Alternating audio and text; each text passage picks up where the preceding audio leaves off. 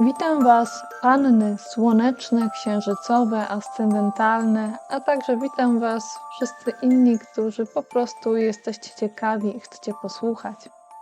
Zapraszam Was do polubiania, subskrypcji i dzielenia się treścią. Nazywam się Izabela Kiełbowska i przygotowałam czytanie na całą zimę dla panny. Moi drodzy, wygląda na to, że możecie mieć poczucie, że nie możecie się wystarczająco dobrze przygotować, nie możecie wszystkich szczegółów dograć, a już musicie zaczynać. Nie macie czasu czegoś szukać, co się gdzieś zagubiło i liczycie na to, że wszystko będzie dobrze, co jest dla Was niekomfortowe, no ale nie macie innego wyboru, a przynajmniej takie macie poczucie, w związku z czym zaczynacie i lecicie z tym wszystkim, co ma iść. Idziecie do przodu. I skoro już idziemy do przodu, to idźmy. Moi drodzy, macie w swoim rozkładzie 3 ziółka. Od razu zaznaczam, że to nie jest ani medyczna porada, ani jakaś diagnoza medyczna. Jak macie dolegliwości zdrowotne, to do specjalisty osobiście konsultujcie z tym, kim trzeba. A tu jest tylko delikatna podpowiedź od tarota, takie przesłanie, że warto troszeczkę zainteresować się 3 rodzajami ziół. Zawsze warto poszerzyć swoją wiedzę, informacje zdobyć, tak osobiście uważam. I w Waszym rozkładzie jest zaznaczona karta, która wskazuje na to, że powinniście zwrócić uwagę na lucernę, na konopie oraz na taki krzaczek Damiana, to się nazywa. Tu mi przychodzi do głowy to, że powinniście uważać na zioła, których nie znacie, które mogą być dla Was czymś nowym, bo zioła są bardzo różne, z różnych stron świata i może być tak, że czegoś u Was po prostu gdzieś nie ma. I może warto by było, żebyście zwrócili uwagę na to, co jest nieznane, jeżeli ktoś Wam to proponuje, i zachowali pewną ostrożność. No tutaj 2 karty są odwrócone, więc warto byłoby zachować ostrożność, kiedy Wam ktoś mówi na temat takiego czy innego ziółka, które niewiele Wam mówi, żebyście podwójnie zachowali czujność i podwójnie sobie to jeszcze przeczytali, co to jest i czy to na pewno jest dla Was, i skonsultowali się, jeżeli chcecie to gdzieś zastosować. I to dotyczy tych ziół nieznanych, ale szczególnie również dotyczy to konopi. Jeżeli interesują Was konopie, to sprawdźcie sobie spokojnie, czym mogą Wam pomóc. Poczytajcie sobie, poszukajcie odpowiednich źródeł, bo tutaj jest pewne zastrzeżenie. Jak karta jest odwrócona, to ja widzę konieczność zachowania co najmniej umiaru, jeśli nie ostrożności, większego niż zwykle, bo umiar zawsze się przydaje, jeśli chodzi o różne tego typu substancje. Także moi drodzy, tutaj ostrożność. No i lucerna. Z lucerną wygląda na to, że można troszeczkę spokojniej podejść do lucerny. Kiełki lucerny nawet mamy w sklepie spożywczym, w związku z czym. Ale zobaczcie sobie, poczytajcie. To jest tylko takie, jak to się ładnie mówi, no takie zaganienie troszeczkę. Jeżeli będziecie zainteresowani, to jestem przekonana, że sprawdzicie sobie wszystkie szczegóły, które są Wam potrzebne. Także ja Wam tylko sygnalizuję, co tarot podpowiada. Warto by było gdzieś tam mieć na uwadze, o czym sobie może poczytać. Jakbyście chcieli coś więcej na temat ziółek, to możecie mi dać znać, a na razie tyle, bo Wasz przekaz jest dość szeroki i sporo jest do powiedzenia na inne tematy również. Także moi drodzy, w Waszym rozkładzie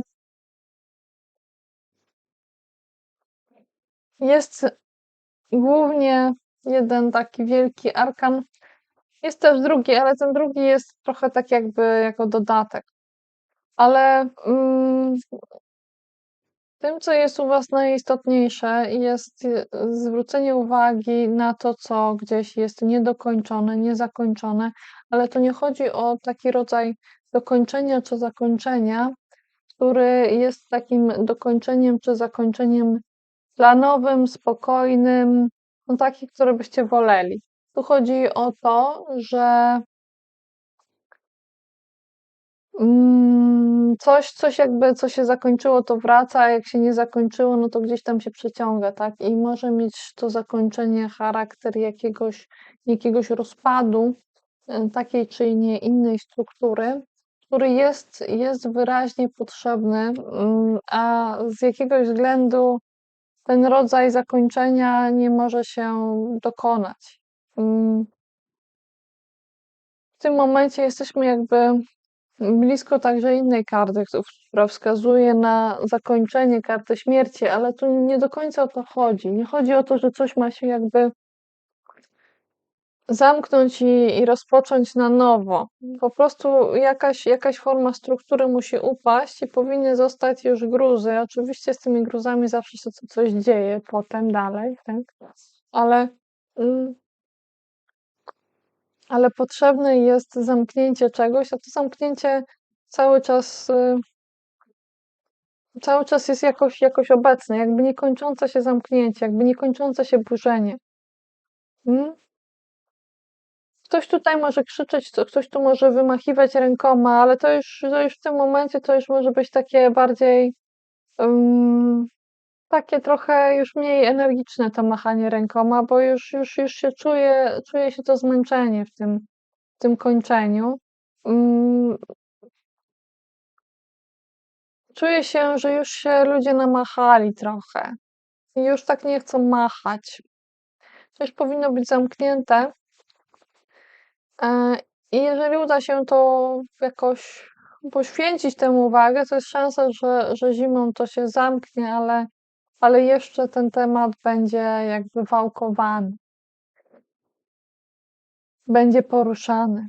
Może być powrót do jakiegoś zamknięcia, ono wraca, albo jakiś w ten czy w inny sposób jakiś rodzaj zamknięcia, mm, zburzenia czegoś i zebrania tych gruzów, mm, wraca. Tak jakby gdzieś może już są gruzy, albo jest już część gruzów, ale coś jeszcze stoi, trzeba by było coś zburzyć do końca, żeby na przykład te gruzy wywieźć i zrobić miejsce na coś nowego, ale jeszcze się to nie udaje. Mm. Z odwróconą wieżą związany jest rycerz pentakli. Jest to karta odwrócona. Ja lubię kartę rycerza pentakli osobiście, choć to nie ma większego znaczenia w tej sytuacji może, e, a przynajmniej nie dla was wszystkich. Ale tutaj jest problem z rycerzem pentakli. Ktoś nie może się oprzeć na czymś stabilnym i widać od razu, że to jest powiązane z wieżą. Brak możliwości oparcia się na tym, co jest konkretne, na tym, co jest wartościowe, może dojść do jakiegoś rodzaju odwrócenia wartości. No zobaczcie, no ta wartość, tu jest coś, co było jakby wielką wartością i ktoś się na tym opierał cały swój ciężar, cały ciężar siebie samego i nie tylko siebie samego. I w tym momencie coś się odwraca, coś się gdzieś jakby pokrzywiło albo poodwracało. Już nie wiadomo, no może się wydawać, że się pokrzywiło, ale de facto jakby doszło do jakiegoś odwrócenia, jakby ktoś nawoływał do powrotu, do burzenia czegoś po raz kolejny i nawoływał, mając gdzieś w sobie jakieś odwrócone wartości, jakieś zaburzone wartości, jakieś sprawy zaburzone w związku z wartościami. I ten ktoś może mieć postawę człowieka zagubionego w lesie. I może być prowadzony jakby instynktem. Jakby nie on sam był prowadzony, tylko coś go prowadziło. Jakby dawał się ponieść jakiejś takiej swojej stronie, która nie jest specjalnie myśląca, tylko jest bardziej taka toporna, powiedziałabym, taka ciężka. Mm, To nie jest ktoś, z kim można dyskutować. To nie jest ktoś, komu można przemówić do rozsądku.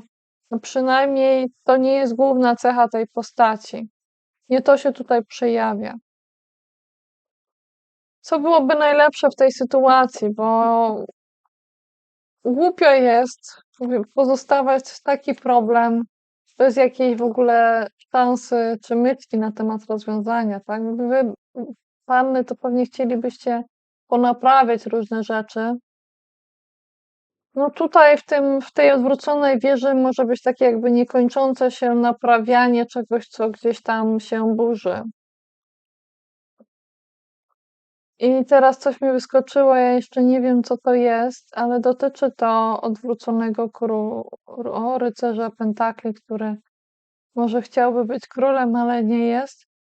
I co w związku z nim? Co byłoby najlepsze, jakie podejście odnośnie tej sytuacji? Trzeba podejmować wiele różnych działań. Trzeba podejmować różne działania w szybkim tempie, w tym samym czasie. To są jakby różne uderzenia, różne wysyłane mogą być różne wiadomości, coś może być wysyłane, tak? Tutaj mi przychodzą do głowy różne sprawy, też niestety bardzo poważne, związane z konfliktami. Bym się wcale nie zdziwiła, gdyby ktoś podejmował pewne agresywne działania, do których ja tutaj nie namawiam, tylko po prostu tarot wskazuje, że wiele różnych działań jest potrzebnych, żeby, żeby je. No tak, potrzebne są różne działania. Czasem mówimy, że są potrzebne agresywne działania, ale czasem te agresywne działania to znaczy po prostu, że to są działania zintensyfikowane. I myślę, że na tym warto się skupić, żeby to były zintensyfikowane działania, żeby było ich wiele w tym samym czasie. I one, jakby ta karta sama już jest w ruchu. Wydaje się taka malutka, ale jest bardzo ważna. Jakby taki coś, jakby to, że mamy to jeszcze stali, którą mamy taką malutką, jeszcze podkreślało skoncentrowanie tej energii, skoncentrowanie energii tych działań. I one są potrzebne w przypadku tej postawy, z którą się spotykamy, z rycerzem pentakli. To nie jest do końca proste. Karta nie wypada nam prosto. To nie jest jasne, proste i łatwe do określenia, że aby na pewno w 100% jest to pozytywne, spokojne, sympatyczne, wszyscy będą klaskać. Karta jest jakby nieco przechylona. Jakby, jakby było to trochę niejednoznaczne, a przynajmniej niejednoznaczne w oczach zewnętrznego obserwatora. Może trzeba podejmować takie działania, które nie będą wyglądały jednoznacznie, jakby będą się wydawały, jakby były takimi trochę opatrznymi działaniami. Jakby, jakby były takie trochę powyginane te działania, jakby to nie było takie klarowne, czy one są jakby dobre albo złe. To nie o to tutaj chodzi. Tu nie ma takiego do końca podziału w tej sytuacji. Te działania mają charakter świeżości, tyle mogę dodać. I są to działania ogniste. I są to działania naprawdę aktywne, a nie, że na przykład jaka postawa nie byłaby dobra, znaczy nie byłaby, jakiej podstawy unikać? O, może tak, w tej sytuacji. Skoncentrowania się nadmiernego na tym, co jest trzymane i na tym, co się ochrania. Nie o to chodzi. Skupić się na działaniach. Nie chodzi tak bardzo, żeby cały czas chronić te wartości, które tutaj są. Moi drodzy, to może być i rada dla tych tutaj, także może coś trzeba by będzie się zastanowić nad tymi wartościami, czy wy nie jesteście tutaj i czy wam się coś nie poodwracało, tak? Bo każdy z nas może gdzieś tam czasem potrzebować jakiejś zmiany punktu widzenia, spojrzenia. Moi drodzy, gdzieś tu za plecami rycerza pentakli mamy odwróconą ósemkę kielichów. Mówiąc bardzo dosłownie, patrząc, co mamy na ilustracji, mamy tu kogoś, kto po prostu zabrał dziecko i odszedł. I ten temat powraca. Powraca temat, w którym ktoś musiał odejść, zabrać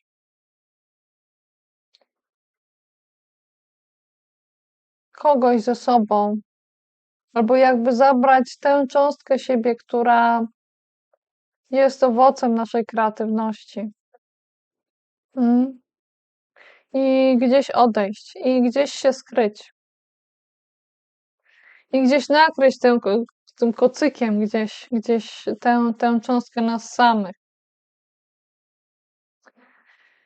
Może w jakimś nie do końca sprzyjającym środowisku, może w środowisku, w którym było trochę chłodno, ale można było znaleźć trochę ciepła.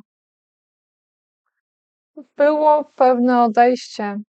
I teraz temat tego odejścia jest aktualny, jest znowu ważny, on powraca. Jakby to był taki powrót do odejścia, tak? Do takiego tematu. I to jest taki powrót, do którego podchodzimy emocjonalnie. To nie jest takie podejście, takie odejście, gdzie się ruszamy tak całkiem na chłodno, albo ktoś ruszył tak do końca na chłodno. Ja bym się chciała dowiedzieć jeszcze, czym było związane to odejście.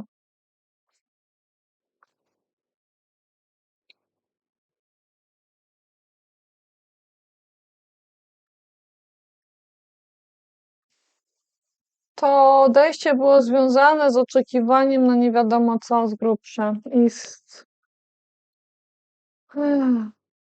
i z pewnym rodzajem zatrzymania. I paradoksalnie to oczekiwanie skłoniło do odejścia. Możliwe, że coś jakby trwało zbyt długo i nie można było jakby dostać się do owoców tego, co gdzieś się miało pojawić. A jeszcze ktoś tu miał oczy zamknięte na rzeczywistość, bo ktoś nie chciał na coś patrzeć. Może ktoś nie chciał patrzeć jeszcze na jakieś zasoby, które mogły gdzieś być w czyichś rękach, ale pozostały jakby we śnie, w wyobrażeniu. I doszło do jakiegoś odejścia. I to odejście związane jest jeszcze z pewną niedojrzałą postawą, albo z osobą bardzo młodziutką, która jeszcze nie za bardzo umie jakoś tymi swoimi emocjami się zająć. Albo jedno i drugie. To może być dorosła osoba, która zachowuje się troszkę jakby miała może 15 lat, albo nawet mniej. W kwestiach emocjonalnych. I to może być ktoś, kto pokazuje jakby, że tylko tej osoby uczucia są ważne. Ja jestem świeża i to są moje uczucia, tak? To jest mój kielich. Ja w tym momencie i ja w tym momencie. Mm? Taka postawa może być dobra w jakichś sytuacjach, ale tak cały czas to i w każdym wieku No tutaj tarot wskazuje, że trzeba by było się temu przyjrzeć, a przynajmniej warto by było, bo macie wybór, nie musicie się temu przyglądać.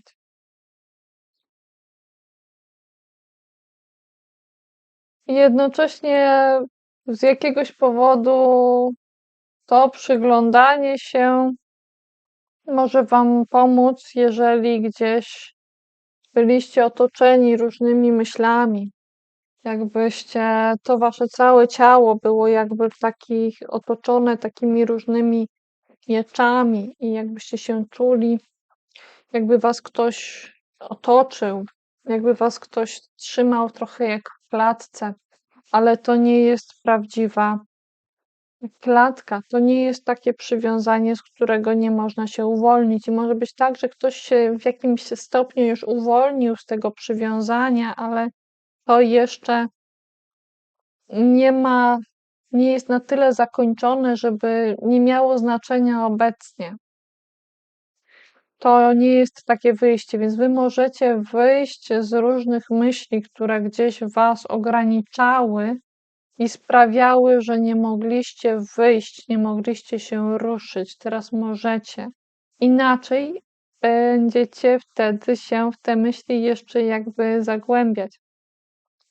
Ale i raczej sądzę, że tutaj jest duża szansa na to, że jednak gdzieś uda wam się troszeczkę wyjść z tego schematu myślowego, chociaż wy Pany to na pewno lubicie, jak jest coś w odpowiednim schemacie, to jest szansa na to, że trochę wam się to uda, żeby troszkę wyjść poza te różne punkty i w tym momencie możecie się trochę uwolnić. To ja czuję, że wam się to może nie podobać, to co mówię, a przynajmniej wielu z was, ale no po drugiej stronie zodiaku jest obecnie Saturn. Saturn jest w rybach, w związku z czym on jakby krytycyzm patrzy na was z zewnątrz i mówi wam, że może powinniście zweryfikować te wasze punkty i podejść do tego poważnie, nawet jak wam się za bardzo to nie podoba. I możecie popatrzeć na tę postawę pewnej niedojrzałości emocjonalnej. Jak już uda wam się trochę wyrwać i trochę zedrzeć z siebie, ze swoich oczu jakąś zasłonę, bo w tym momencie na samym początku wy jeszcze jakbyście mieli na oczach zasłonę. Jakbyście sami z siebie decydowali się na to, że nie tylko, że nie widzicie wyraźnie, ale że właściwie nie widzicie nic, nie widzicie nic, ewentualnie widzicie tylko jakieś elementy światła, czy jakieś delikatne zmiany, które wskazują na to, że coś się dzieje, że może ktoś gdzieś przemknął, ale tu ktoś nie widzi albo nic, albo widzi prawie nic. Więc tu potrzebne by było uwolnienie, bo ja czuję, że ta osoba może się uwolnić, może gdzieś tam ruszyć. Mm, I wtedy zobaczy, jak zdecyduje się na choćby częściowo na to, żeby uwolnić swoje ręce i zdjąć z oczu opaskę, to wtedy będzie w stanie zobaczyć tę postawę. Ja czasem czuję, że w tej karcie, że ktoś może przyjść i pomóc, ale w tej sytuacji czuję bardziej, że raczej to jest wasza własna rola tej osoby, która tutaj jest, żeby ona sama się uwolniła. Że tu już nie czekamy na kogoś innego, kto przyjdzie i coś tutaj zrobi, kogoś, kto będzie nam usilnie nas uwalniał z tego. Czyli to nie jest miejsce, w którym czekacie na ratunek. No, tutaj w tym miejscu to macie możliwość, żeby zrobić to sami, tak przynajmniej czuję w tym momencie, jeśli chodzi o tarota, bo jeżeli to się nie uda, no to w tym momencie wy będziecie jeszcze bardziej pozamykani. Możecie się uwolnić chociażby mentalnie. Nawet jeżeli w jakimś sensie fizycznym będziecie cały czas gdzieś jakby uwięzieni, to już w waszej głowie może się coś zmienić. Mm? Ciekawe jest to, że pomiędzy mm, tymi bardzo poważnymi kartami, które właśnie mówią albo o rozbitej strukturze, albo rozbijającej, walącej się strukturze, no mogą być dosłownie nawet walące się domy. A potem tam można wybudować coś nowego, pamiętajcie. Przy odcinaniu się od czegoś. Tutaj z drugiej strony odcinanie się od. Zobaczcie, jeszcze to mi teraz do mnie przychodzi. Ktoś tu jest, ktoś tu jest przywiązany jakby do drzewa, jakbyście byli przywiązani do jakiejś struktury, przywiązani do czegoś, z czym chcielibyście trochę powymachiwać jakimś tematem. Moi drodzy, jakbyście byli przywiązani do czegoś, co jakby wzrastało, co było długo, co długo rosło. I jeżeli nie porzucicie tego przywiązania, no to zostaniecie jakby w takiej klatce myślowej. A tutaj jakaś struktura gdzieś się usiłuje zburzyć. Moi drodzy, ale przy tych całych poważnych tematach, które gdzieś te tematy zaznaczają się mocno i nie chcę jakby dopuścić do czegoś, ale jest coś w centrum bardzo sympatycznego. Centrum i u podstawy. Macie możliwość znalezienia w tym wszystkim odrobiny lekkości i zabawy. Troszkę świętowania, nie jakoś bardzo dużo, ale odrobinę, tak jakby były 2-3 osoby, albo jakbyście czuli, że gdzieś w was jakby coś jakby zatańczyło. Jakbyście mogli nawet sami z sobą zatańczyć, choć w tych kartach zwykle jest więcej osób, ale nawet jakbyście mieli 3 strony siebie, 3 różne elementy podobne do siebie, podobne w sobie, ale nie takie same, bo pamiętajcie, jesteśmy księżycem, słońcem, ascendentem, innymi elementami, mamy mieszankę w sobie różnych elementów, jakby te elementy mogły z sobą razem zatańczyć i zatańczyć radośnie. Także nawet nie musicie wyjątkowo w tej karcie szukać jakiegoś szczególnego towarzystwa. To może być po prostu towarzystwo różnych elementów waszej osobowości. Niezależnie od tego, jakby to może nietypowo dla interpretacji tej karty brzmiało. To jednak tak może być. Albo może być tak, że gdzieś te kilka elementów się łączy, które w połączeniu dają jakiś radosny, lekki element. Może być tak, że patrzycie na kogoś, kto jakby łączy w sobie te wszystkie 3 elementy i spoglądacie na ten taniec, który cieszy wasze oko.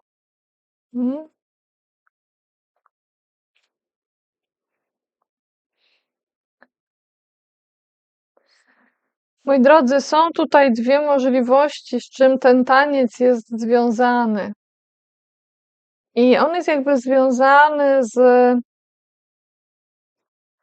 pewnymi wcześniejszymi, świeżymi działaniami na 2 polach. Jakby gdzieś paliły się różne sprawy w rękach i ktoś próbował, nie mając dużego może doświadczenia, jednocześnie zajmować się 2 palącymi się sprawami i ten temat jakby gdzieś wraca. I może być tak, że w pewnym momencie ktoś postanawia troszeczkę odejść od tego tematu i w tym momencie zatańczyć.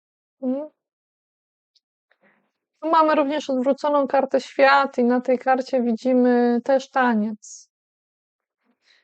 Jakby taniec nie w świecie, tylko właśnie w jakimś zamkniętym kręgu.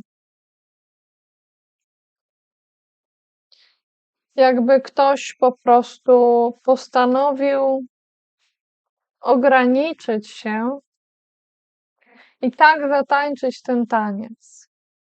Mm. Co ciekawe, ten taniec związany jest gdzieś z odejściem. To mi przypomina taką historię z mojego życia, którą pozwolę sobie tutaj przytoczyć możliwie krótko. Jak mm, będąc dzieckiem przez jakiś czas byłam w zespole ludowym, pojechaliśmy mm, do Zamory, do takiego miasta w Hiszpanii i tam miała się odbywać taka wielka parada. I tak to akurat wyszło w tej Hiszpanii, że podczas tej parady rozpadał się straszny deszcz i nagle trzeba było tę paradę przerwać. No i oczywiście, no to co może się stać gorszego jak deszcz podczas parady w Hiszpanii. W ogóle można sobie wiele rzeczy wyobrazić, ale to jakby wydaje się, że to jakby psuje całą zabawę, ale de facto było tak, że myśmy się schowali. Myśmy się schowali, tam grupa, część, gdzie ja byłam z innymi osobami, kilka różnych zespołów, schowaliśmy się w jednym miejscu na prędce i jak stało się jasne, że ten deszcz nie chce od razu przestać padać, no to zaczęliśmy tańczyć. Zaczęliśmy tańczyć, zaczęliśmy grać. Różne zespoły tam były z różnych krajów, ludzie w bardzo różnym wieku i zaczęliśmy tańczyć. I tak może się stać, że pomimo tego, że potrzebne było jakieś odejście, pomimo tego, że gdzieś struktura się wali, pomimo tego, że gdzieś tu są jakieś ograniczenia, to możecie tańczyć. Mm? Możecie znaleźć tę zabawę, tę radosną grę razem. I to wam może dać wam coś pozytywnego i dobrego. Moi drodzy, jeszcze wam coś dodam. Mm,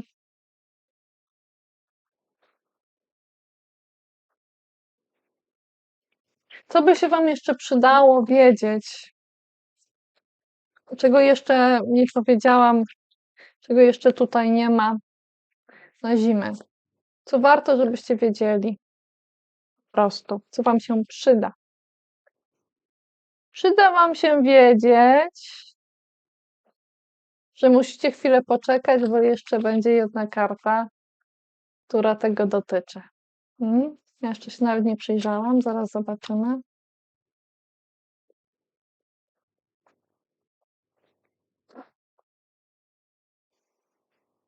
No dobrze, moi drodzy. Wydałoby się, żebyście wiedzieli, że jest tutaj ktoś, kto tak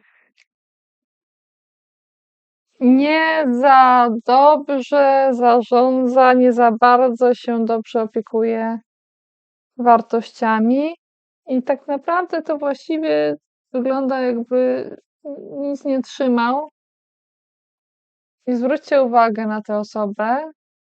I to nie jest ktoś, kto kieruje się uczuciem. Mm? Tak?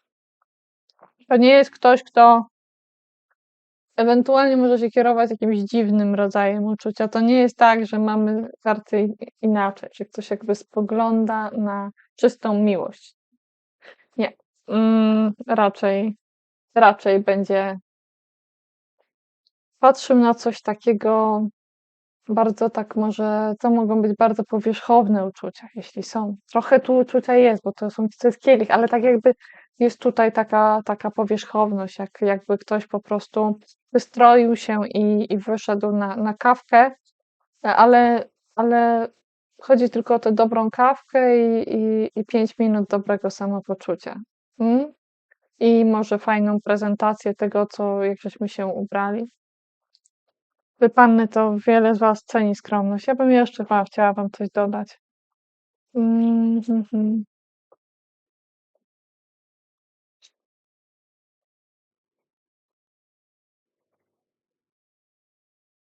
Tego unikać.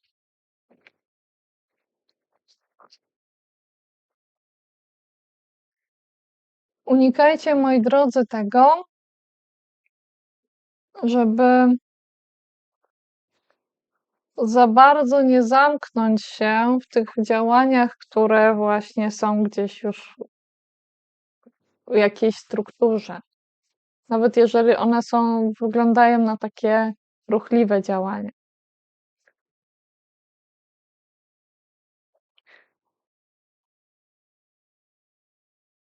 Ale unikajcie przesady w tym, bo częściowo możecie unikać, ale uważajcie, żeby nie była jakaś przesada w tym. Uważajcie może na nadmierny perfekcjonizm, do którego macie skłonność. No możecie się zwrócić w kierunku po prostu wartości, tak? Tutaj ta wartość jest odwrócona. Zwróćcie uwagę na podstawową wartość. Co jest podstawową wartością? Spójrzcie na to troszeczkę z góry, bo tu jest jakaś wielka wartość. Wszystkiego dobrego Wam życzę. Tak, tak.